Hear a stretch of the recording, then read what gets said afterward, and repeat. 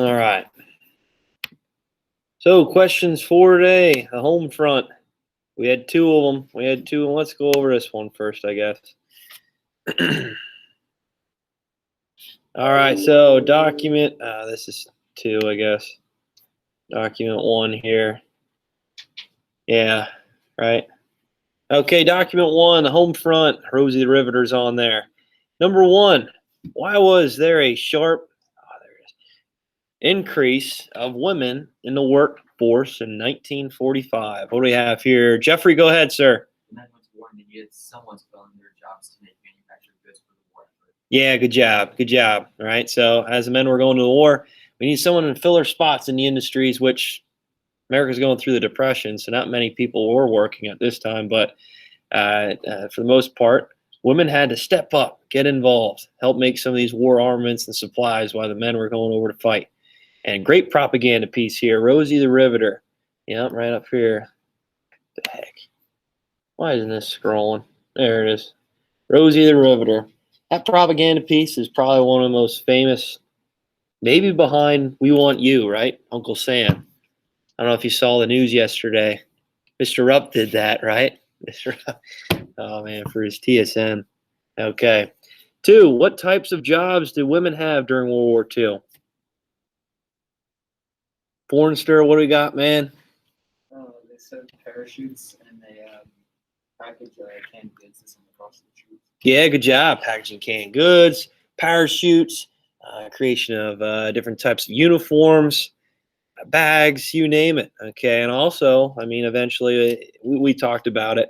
You know, working on some of these planes, or producing some of these planes out of these motor companies along the assembly line, armed vehicles, tanks, you name it. You name it. Good stuff. Good stuff. Three, who was Rosie the Riveter? Who was she? Who was she? Troy? Who was she? Yeah, good job. Strong woman. You guys ever watch South Park? Oh, there's an episode of Strong Woman on there. It's Macho Man Randy Savage instead. Oh, so funny. But anyway, yeah, strong woman. Okay. On propaganda pieces trying to promote women to get involved. Okay. Help out the war effort. I gave that story yesterday. I know that for sure.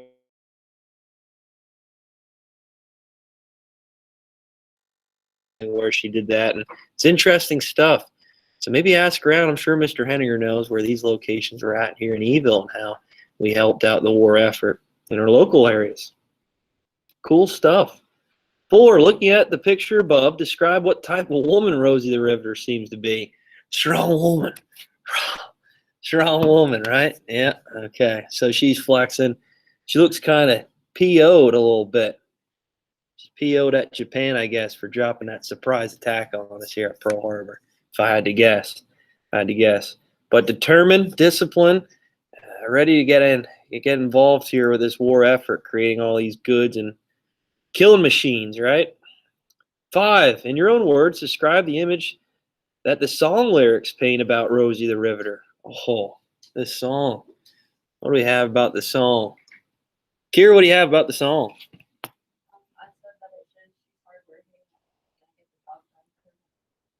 Yeah. I like how it talks about Rosie's got a friend, Charlie. Charlie, he's a Marine.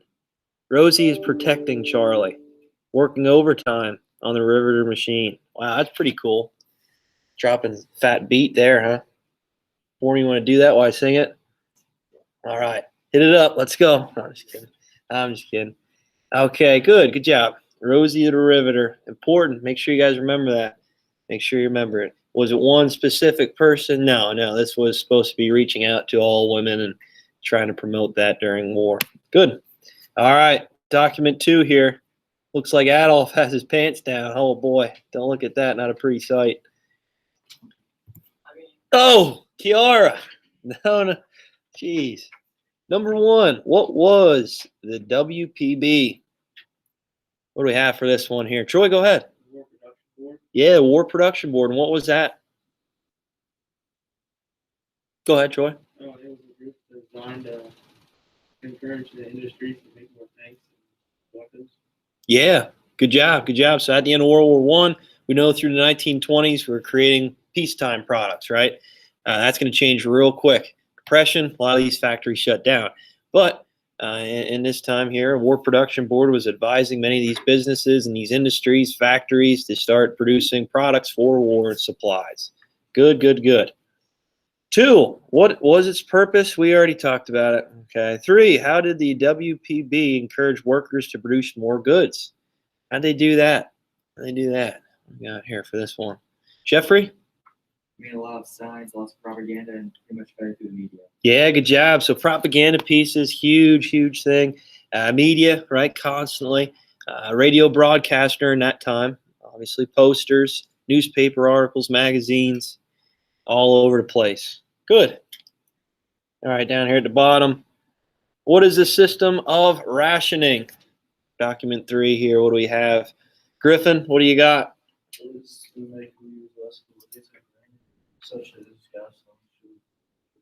Yeah, good job. So a lot of these resources, obviously gasoline for fuel, and many of these resources like meat, sugar, try to preserve that for troops overseas and make sure that they are fed and ready to keep fighting.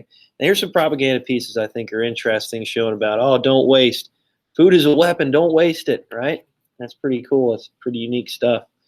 All right, 2, why was rationing necessary? Kiara, what do you have for 2? Because people, like, they have their gardens and stuff, but like food and resources are still like scarce. Yeah, yeah, good job. So we talked about Victory Gardens the other day and how many individuals trying to make sure that they can grow as much crops as possible at home and eat everything on your plate. If you don't, you could be really risking a soldier's life overseas without any food, right? Oh, man. 3, what types of foods were rationed during World War II? All right. Griffin already said that and explained it. Okay, and he described how meat, sugar, okay, all these different types of foods were preserved and made sure that could send overseas. It's interesting. I'm actually watching this show. It's pretty cool. It's Food of America. It's on the History Channel. It's neat, and it talks about how Kraft. Okay, Kraft was coming big in World War One, even World War II, helping out with some of these soldiers overseas and packaging these form of cheese. At the time, how do you package cheese? How do you make sure it's preserved and it doesn't spoil? And they came up with these sophisticated ideas to try to pasteurize the cheese and make sure it's packaged well enough that they can eat it, travel it obviously across the Atlantic Ocean and eat it years, okay, months, years, after it's already packaged. Pretty neat, pretty cool how they did that during during these wars, and how these food companies that we still know today prepared and helped our soldiers. Pretty unique stuff. Pretty cool stuff. All right. Any questions on that, guys? We good? All right, I'm going to put those grades in probably at the end of class here. Get those in for you. All right. Bell ring on. Here we go. So after the Japanese bombed Pearl Harbor, do you think there was resentment and mistreatment to Japanese Americans in the United States?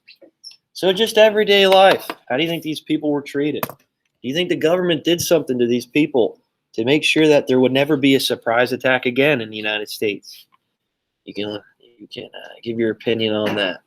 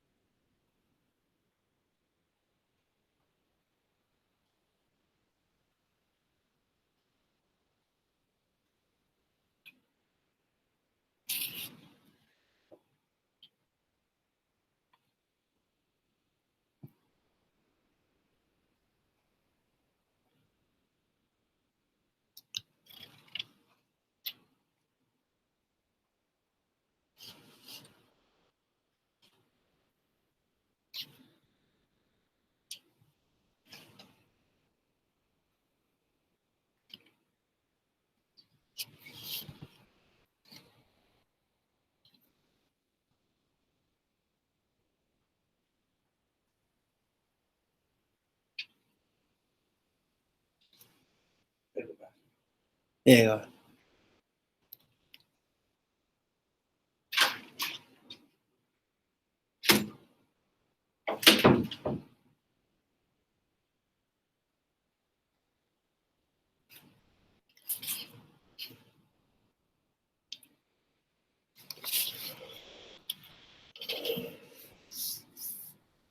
Give me another minute to finish up here.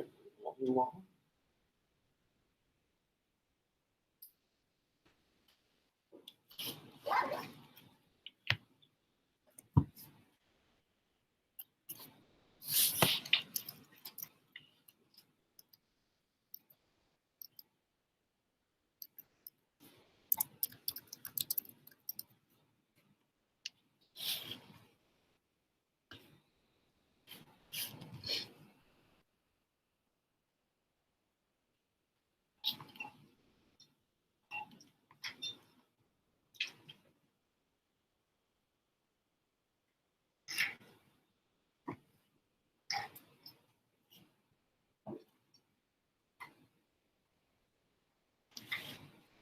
All right. So after Pearl Harbor, do you think there was resentment and mistreatment to Japanese Americans in the U.S.?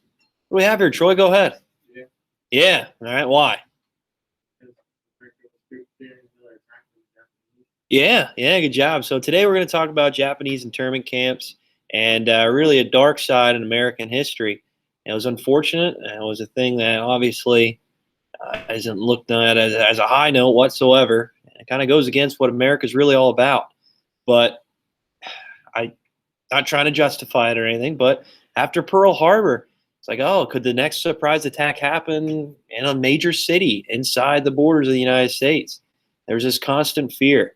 And in World War One, very similar things happen, right? Especially with Germany. And many names obviously changed.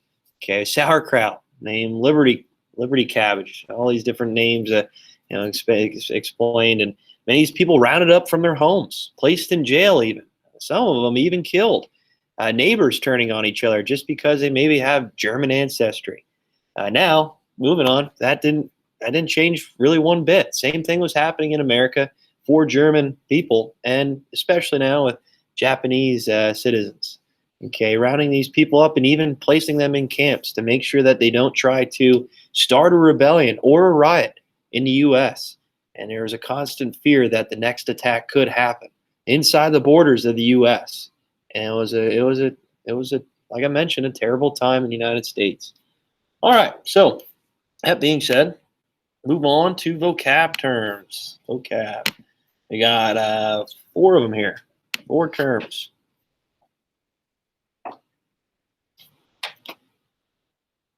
There we go. Executive Order 9066. Almost sounds like something from Star Wars.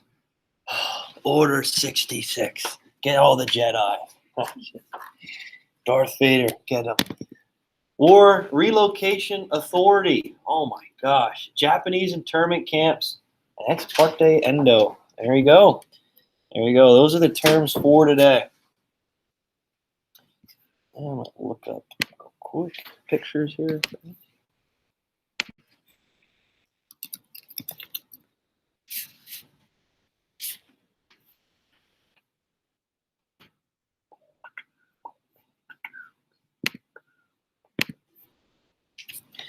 Order 66. I think that'd be a cool movie, right? Star Wars, or they did like a little sideshow, just not much of a storyline, just Vader going out and getting all the Jedi. That would be awesome. Make it R-rated. I watched it. They gave us a little taste of it at the end of Rogue One, so we need to see the full extent of it here now. I don't know. That's just what I think. Kiara, what do you think? I'm a big Star Wars fan. I've been trying to get her to watch it, but she refuses to. You're missing out. You're missing out. Thank you. What's that? I think that's really good. A lot of it came from World War II, the ideas, but I'd say more on the German Nazi side of it. But, oh, Serene. Oh.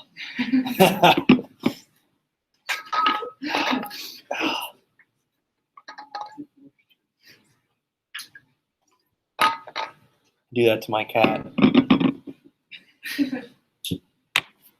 I'm just kidding. I don't do that.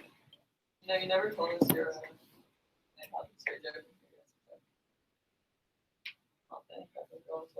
Did I say there was a joke for St. Patty's Day? The one about the name for gold or whatever. The what? Yeah, I told you. Yeah, I don't think you told me. Oh, I don't know. I don't know if it'll really click like sixth period. You know the element name for? I guess it is the element name for gold. It's AU. My chem teacher used to always say, "AU, quit stealing me gold." Oh, yeah. Oh, yeah. How funny is that? Oh, you gotta go to Mr. Smelts and say that one. AU, quit stealing me gold. And I throw my little addition on, like from Austin Powers Gold member. I love gold. I love gold. Oh, You keep them coming, you know that. you'll never forget the element, I guess, name for gold if you keep saying it that way. AU. Steal my gold. Oh, that's hilarious. It really is. Jeez. I got them all day. I got a big book of them. So let me know you want to hear another funny joke. Start like an Instagram account with all the jokes. Just me standing there. Here's a joke for today. That'd be great. Maybe I'll get more views on YouTube. Oh, we would definitely get more views. How about we do that? Yeah, at the end of the period, make sure everybody's watching. I'll do the joke of the day. Yeah. All right, Executive Order 9066. What do we have? Order 66. What do we have here for this one? Troy, what do you got, buddy? Roosevelt authorized the internment of tens of thousands of American citizens with Japanese ancestry. Yeah, good job. So pretty much right at the end of, right when Pearl Harbor ended, okay, right when it was over and the United States was getting involved in the war, it was a threat, right? There was I guess you could say, a scare, a fear that there might be another attack imminent. And we know America's made up of all these different immigrant groups, especially right from Japanese ethnicity, culture. Okay, and this is something that feared many Americans. And you have to figure, you can imagine, even if obviously you moved way before World War II even started. Okay, you might have some Japanese ethnicity, culture, right, into your background and ancestry. How do you think the people during this time treated Japanese Americans? Not very good at all. Okay, it's like, hey, you're to blame. You're the people to blame for this attack, right? When's the next attack? Where is it going to be? And people were really pushed to the extreme. Like I said before, neighbors, friends turning on each other. It's very similar, kind of what we see in Nazi Germany, but in America. It's unbelievable. I won't say to that extent, to that extreme, obviously, but when it came to people turning on citizens in their own country, in their own area, in their own towns, right, like I mentioned, family members, friends, even turning on each other because of this fear that this attack may happen. Like I said, war brings out the worst in people. And this was a constant fear in the United States that this attack could happen next. So FDR, to try to combat against these fears and this potential threat of a revolt or a rebellion or another attack on American soil, decided to try to really round up all the Japanese Americans and place them in these remote locations and these camps. Okay, it really looks like concentration camps in a way when you look at it, but obviously it wasn't as bad. I mean, it wasn't good, it wasn't ideal whatsoever, but it wasn't nearly as bad as what we obviously know with the Holocaust, which we'll talk about later in the chapter. All right, War Relocation Authority. What is this here, Jeffrey? War Relocation Authority. Yeah, that's what I said. I'm just joking. I'm joking. The Oh. United States government agency established to handle the internment of the Japanese Americans during World War II.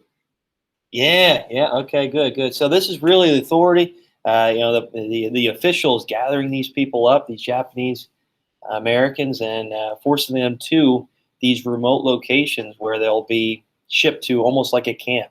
Okay, a camp that's bordered up with barbed wire and watchtowers. Okay, so they're going door to door, okay, looking for these Japanese Americans and gathering them up, and it's really a lot like these deportations to these camps, which we talked about, at the start of World War II, and even before in Germany for the Jewish citizens. Okay, and the War Relocation Authority was really like these members, these officials of government, almost like a police force in a way, gathering these Japanese Americans up. And it was the military. Right? The military was involved in doing this. And again, it was trying to protect American citizens so that there won't be another attack, that maybe these people are spies. But realistically, you got to think, maybe these people have been here for 20, 30, 40, 50 years, right? Maybe even before that. It's just some terrible things. And many of these people even say, it's like, I love America, I love our country, right? We've been Americans. I don't see why we have to be deported to these areas. And, they have to quit their jobs. If not, they're forced to, they're forced fired by their bosses because all of a sudden, the Japanese country is now the enemy. Okay, and many of these people were mistreated so badly that they lost their jobs. Obviously, they couldn't pay back their rent or their mortgage, so they lose their homes. Okay, lose any type of connection to their towns and areas, communities. All right, so Japanese internment camps. What do you have this, Griffin? Japanese internment camps were established during World War II by President Franklin Roosevelt to the Executive Order 9066. Yeah. Okay. So, like I said, these are the actual camps. Okay, these are the places. They're almost like a boarding school type of feel. Okay, where these people were placed in these long houses, which I'll show here, and they're given food. Right. They had the ability to learn and have some sort of schooling. Obviously, it wasn't the best. Okay, really no to limited activities. Many of these people were forced to work too to help supply for the war effort. Okay, and they were really just stricken with